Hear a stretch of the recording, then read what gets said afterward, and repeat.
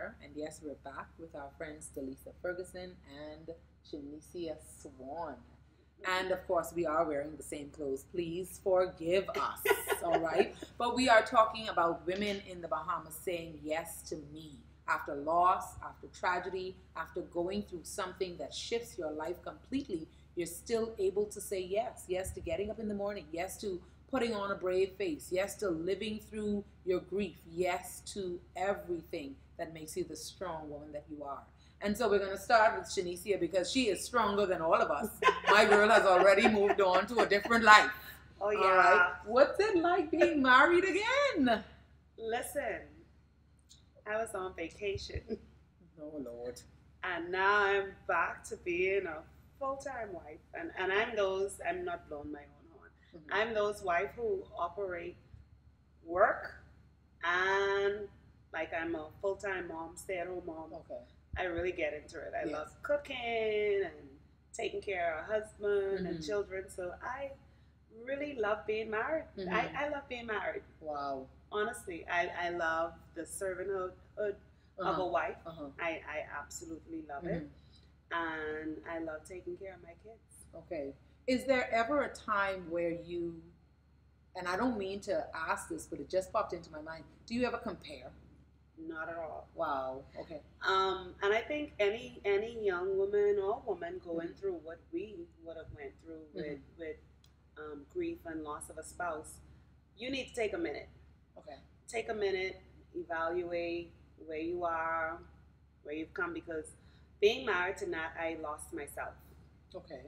I had no idea what I wanted anymore because I served him. And I was making his dream, his goal alive. So I was Nat's wife. Nobody even knew my name. Oh. People saw me. In there. Oh, yes. It's Nat's wife. So I had to kind of figure out a whole lot of things before I was willing to move on. And I knew the minute it was time for me to move on, when it presented itself, I couldn't compare. Or that's not moving on. So I knew that from day one. So I have one or two friends I kind of had to shut down. Yes. You know, it's like, well, I said, look, Nat is dead. Yes. You have to tell your friends that, Lisa. It sounds harsh, but it has to be done. I wasn't looking for Nat. I was just looking for whatever it is the Lord had for me. Wow. And I'm happy with what I found. Like I say, it's a new journey, and the Lord will equip you for whatever it is and where you're headed as well, because life is always moving. Wow. You know something? I don't know if you realized what you did, but you passed on something that's so important, even while you were sharing your own experience. Really? I think the lesson is you cannot come to a full stop. No. You can't. You have to keep moving forward. Life itself never stops completely, because once it stops, you're dead. As long as you're living, then it means that you have to keep moving forward. You understand? There are some persons, I have some friends now who have gone through things, and even now I realize that they're stuck. Because when you mention doing something different or doing something more, it's like they always go back to the old memory. I don't know if I want to live like that, though. You cannot. You understand? I know you're not in a place where you're even fathoming that right now. But what would you say to a person who is, fresh like you, but trying to grow to recovery? What would you tell them? I know for me, it's been even in looking the part, even just looking like you're okay. In my case, I don't know what Shenicia's experience would have been. Even that has posed a little bit of a problem, because it's like you shouldn't look like you're doing okay. You shouldn't wear red. Really? You should wear black all the time. You should be grieving. Does grief have a look? No, at least not to me. It doesn't. They do it. How does it look? So you find yourself having to defend your grief sometimes. Initially. Okay. But at this point, it's like I done been through so much, and it's still so early. So I'm sure it's a lot more to go. Yes. But one thing I've learned for sure with everything that's been said, because grief brings out some stuff, honey, okay? Take it from me, I know. And so, with all of that, one thing I've learned, it doesn't matter who believes it, as long as you don't believe what they say. Wow. Because you could start to take on what people say, and that's when it gets dangerous. Oh my goodness. So I learned to stand in my own truth. Yes, yes. And just keep moving, like you said, keep moving forward. In my case, I got my kids, and they are the biggest motivators for me. Okay. And when God's timing is right, whenever that is, I wouldn't shut it down. At this point, I can't fathom it. Yeah. But I know the seasons change, and in God's timing, He will come through. If He wants someone else to be with me and my kids, He'll have to happen. All it is trusting God. Next step. I only could see right here, and that's all it needs to be in terms of me and God and that kind of future. Wow.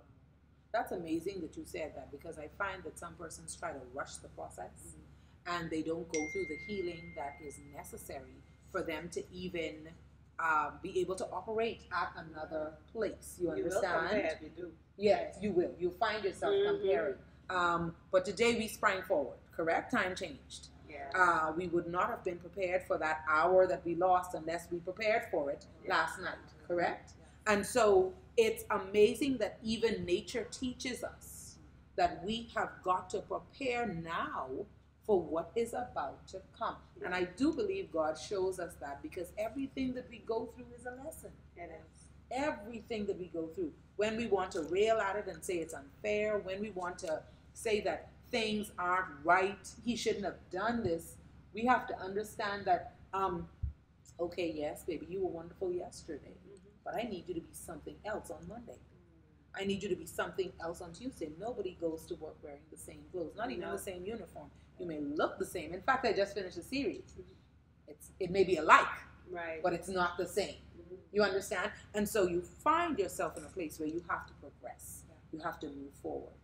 Speaking of moving forward, Shenicia, I'm not going to ask her this question. I'm going to ask you, what did you do with his stuff?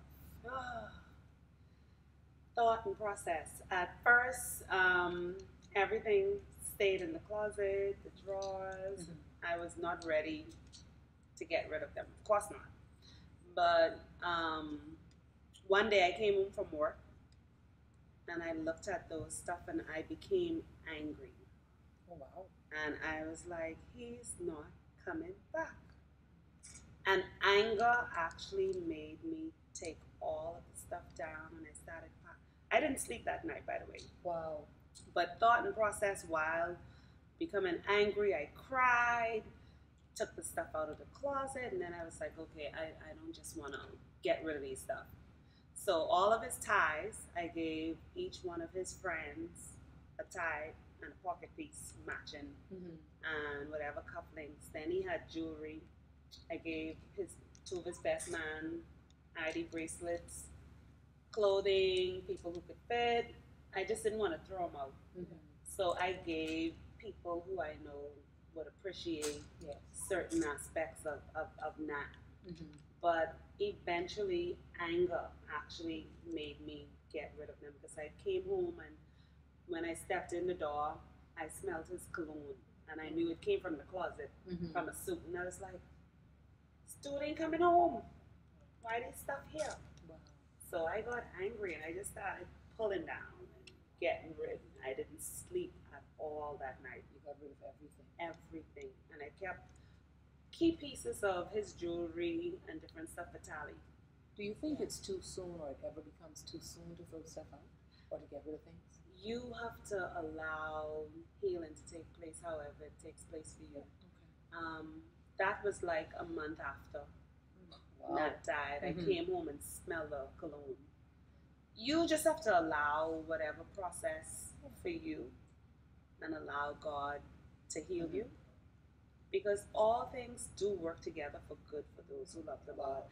That's not a cliche and something I say anymore. And he'll keep you in perfect peace. Yes. Whose mind is stayed on him. Those are just not words in the Bible. I live those. Yeah. You just have to allow God to do what he's doing and grow through it. Wow, that's amazing that you said grow through. Go ahead. I lost my father. My husband died November 2017. November past made 1 year, so it's a little over a year. The next month, my father died. Oh, wow. So my father just died. My mother, she has already packed up everything. Wow. And she you know, she gave him away. Like she said, she said, I don't want him here. Everyone's so different. Yes. My husband has been gone a year. Mm-hmm. And some his stuff is exactly where he left it. Wow. Yeah. Exactly how he left it. Wow.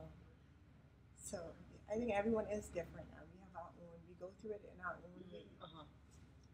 Yeah. Okay. Yeah. So. Cause see, sometimes holding on to stuff, you really feel like you could hold on to the person too. Yeah. You know, so you don't want to give out certain things because I want to keep because that. It's a part of them. Yeah. Wow. Yeah. Wow. I think we hit upon a serious note there, because we get so attached to certain things and they mean so much to us. Have you ever had anybody come to you yet and say, "Girl, get rid of them"? Yes, all the time. My mother did it. And at first, I used to be upset with her. Right.